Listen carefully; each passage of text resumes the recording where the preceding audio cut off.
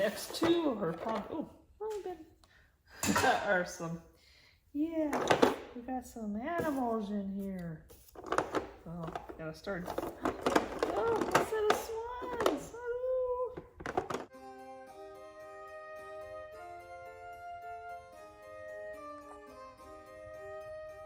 Hi guys, welcome to the channel. I'm so glad to have you back. So in today's video, it's kind of a DIY. I just recently went through my entire stash of littles, organizing them in my studio since we moved. So what a perfect time to do some little boxes. That's one of my little obsession when I'm out and about is I just love old boxes. I love the patina. I love that most of the time they were like cigar boxes or they were used in somebody's shop and they held their nails and their drill bits and all their tools, but that just aged that patina and made them wonderful. But for me, I like to turn them into home decor and put all my littles and put them and make the cutest little vignettes, little shadow boxes you ever did. I love to share ideas of how to showcase these aged patina, beautiful little wooden boxes.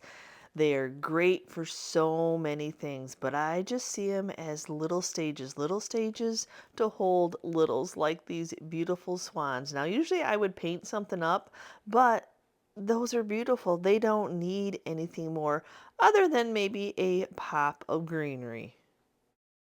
Now, this is just some baby's grass that I ordered. I think it's absolutely gorgeous for the fall season because it has just that hint of like orangish brown on the tips, and it really will make these swans pop. The hue of the greenery goes well with the box itself. Now, a lot of times the stems are just always seem to be kind of in the way. So a pair of good nippers will just nip those off. And if I needed to make them smaller, I could have just cut them down. But these are a nice smaller size stem. So I'm just going to tuck them in each corner and then figure out which way the swans look the best.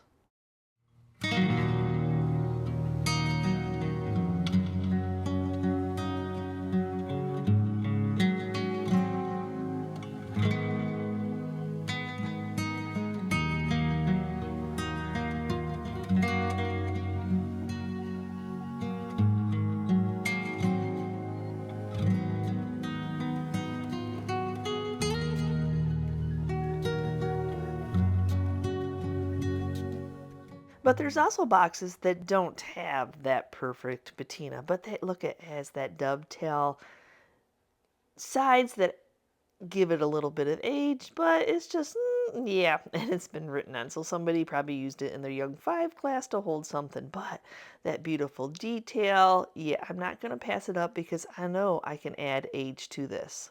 Now, I could have stained the inside of the box, but the outside has a finish on it. So if I go to stain it, it's really not going to stain that well, and I don't want to sand it down. And then I got to cover up the wording on the back. So I'm going to choose to paint it. So I'm going to use some of the Sweet Pickins Cherry Pie color, which is a nice vintage red color. Love this color.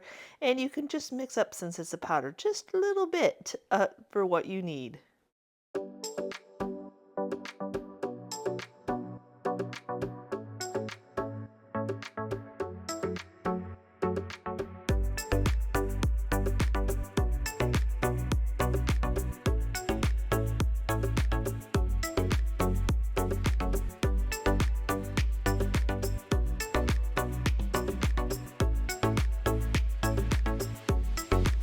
So now I was just staying inside the box. I was not trying to bring it out. I don't want it to look like it's a messy paint job. I want it to just look like that's the way the manufacturer made it. So we're going to go ahead and get it dried. That way I can flip it over, not worry about any running or anything like that, and go ahead and paint up that back side.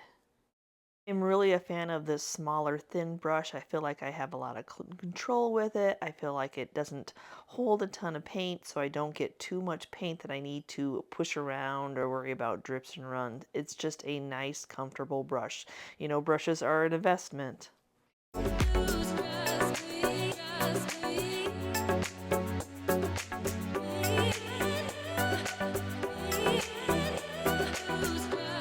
Now that we got them all painted up, and I only did one coat. The box is so dry that it just soaked it right in. And now I'm just distressing it, just taking some 220 sandpaper. I want to make it look aged. And on the back side, you'll notice I did not run it all the way out to the end by any means. It just, that's the edging that would have wore off with time anyway. So we're going to go in the inside of the box and do the same thing. And hopefully I'm going to be able to come down to a lot of the wood and really give it some age, like somebody has really used this box. When you use Sweet Pickins milk paint, you need to seal it in, and the wax will seal it in. I always choose to do, a lot of times I do the black wax. Oh, and it just really takes that paint to the next level. It seals it in, it gives it that nice, I've been touched a million times and used a million times kind of look. Look at how it just richens up that paint and just brings that cherry pie out to its best. I just absolutely love the aged look that milk paint gave this box.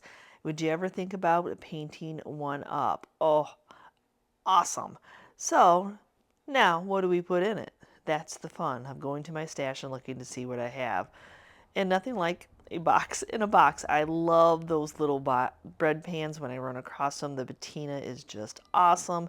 And then we're going to put some littles. So I have this little set of resin lambs that they're resin, but they look older than what you would think resin. Do they not look so sweet in there? And sometimes it's just nice to add another element, and sometimes you have to play. I have this old insulator piece and I'm like, well, I kind of like it, but the white is distracting from the lambs. It's actually too white. So then I go back to my stash and I'm like, oh, I have this battery operated candle. Look at that glow. That glow is awesome. The glow matches the little, the features, the hooves on the lamb, so that accentuates it more.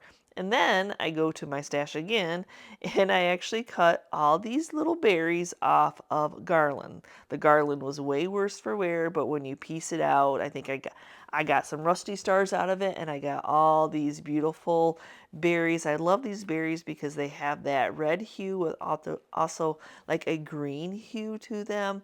And then I knew that they were wired. Wired is awesome because you can wrap it around itself and you can make it a little bit thicker. So I'm just making a little accent to go in this box.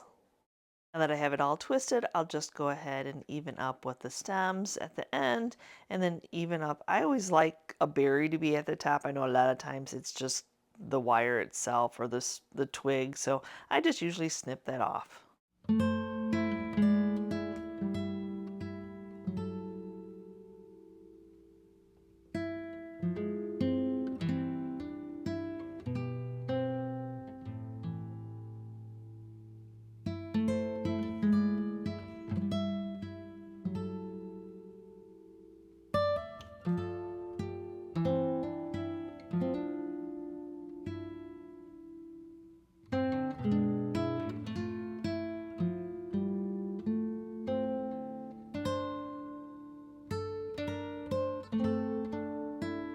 So when I see an old box, even when they're small, I still grab them. Your display doesn't always have to be this huge, grand, overstuffed box. Sometimes just a little box will do. But of course, that old advertising gets me too. I love the wording, so you know I'm not going to be painting this box up. And sometimes if you wet these boxes, to clean them or anything like that, it will ruin the patina. So a lot of times I will just take my air compressor and I will just blow every little corner, every little crevice, get anything out. I may dry dust it, but sometimes when you wet dust it, the wood is so porous that you're going to change your patina. So I have these little set of chickens, and look at, yeah, as I said, little boxes, little chickens, littles. Oh, though the colors are nice, but they don't do anything for the inside of that box. So we're going to go ahead and go back to that milk paint. I'm using the Sweet Pickins in the flower sack color. It's just a nice white. It's not too blue. It's not too yellow. It's just a nice white color.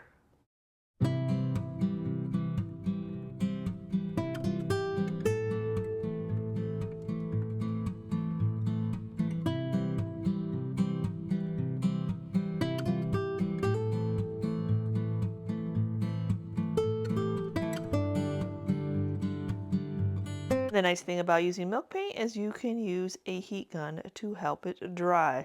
That way I can paint the entire piece at one time. Now the holding of the smaller piece, you know, you got to be careful. Heat guns are really hot. But yes, I can get that bottom dried and I'll be able to move on to the top. But I am going to give it a second to cool down, so I'll paint the other one's bottom as well. Yeah, they're just little resin pieces, so it's not like it's a wood where the paint is going to absorb in. You know, resin is just kind of sitting on there. Now, if I really wanted my paint to take really, really well, I might have primed them, but I'm hoping that these will do some chippiness.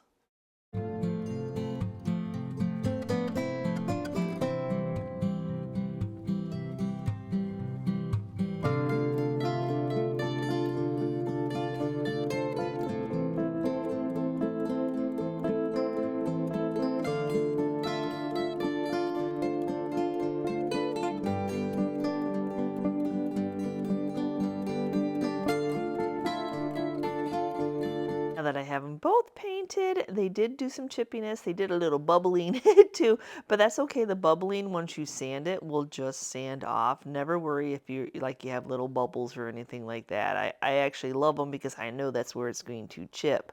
So yes, I'm just going to distress it, get some more of those details because there is a lot of details just even on these little bitty ones. As I said earlier in the video, you need to seal milk paint in so it stays.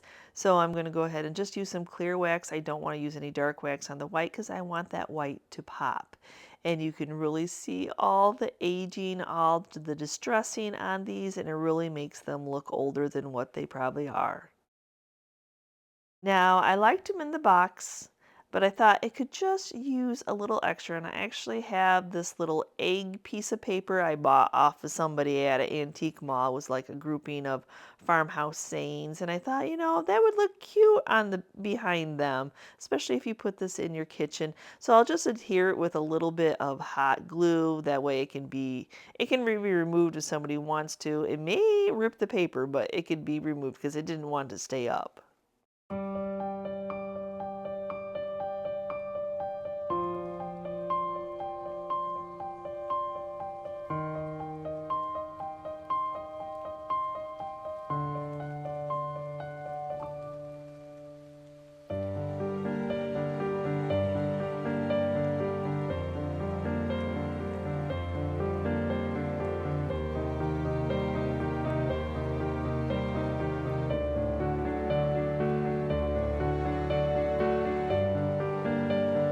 This box is a little bit bigger, which is fun.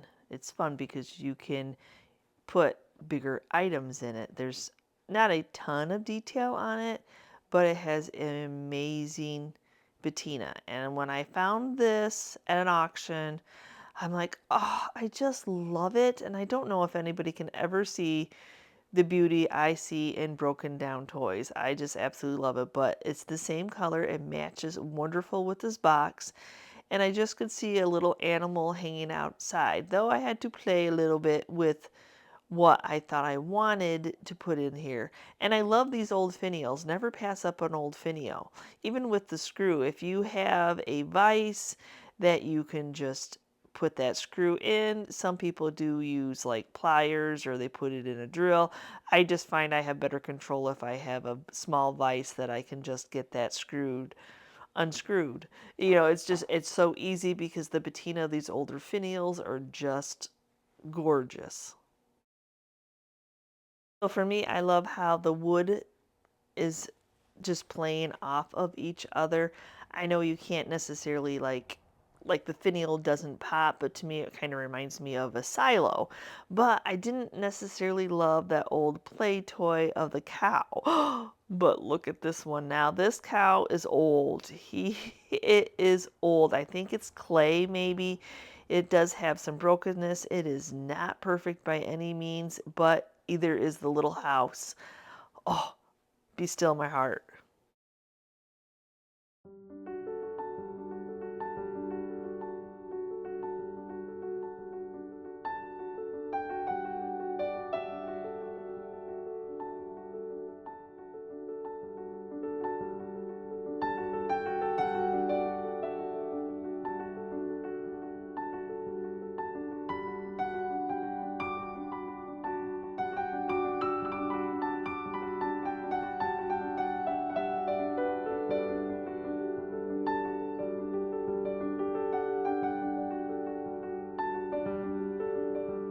Now that box was big, but this one is even bigger. But that patina, you have to let me know in the comments if you're attracted to boxes like I am. I can see past the brokenness. I can see past any imperfections, like it's cracked in the back. I just think that looks like fencing. The labeling is wore off, but it's a gorgeous color, and it has the dovetail joints. Oh my gosh. So doesn't it pair well with this, yet again, another toy? It's just a wooden chicken that has been aged. I want to do a thing to that chicken. Oh, and then a rusty little tin that most people would have just thrown out. I love it. Love everything about that little rusty tin. And I love that it doesn't have a lid because I can do other things with it.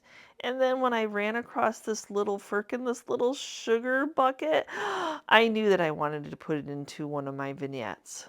Now, how do I pair all three of these pieces together? You would not look at those three pieces and think, really? That's going together? Yes, it is.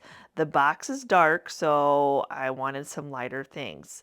The rusty tin is dark, but I have some pip berries from Hobby Lobby.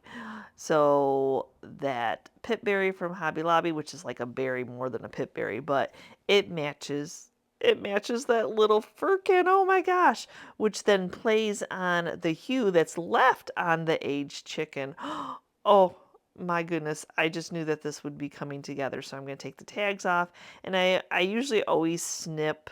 I know a lot of people fold them over. I just have better control of where my placement of my berries are going to be if I snip them shorter.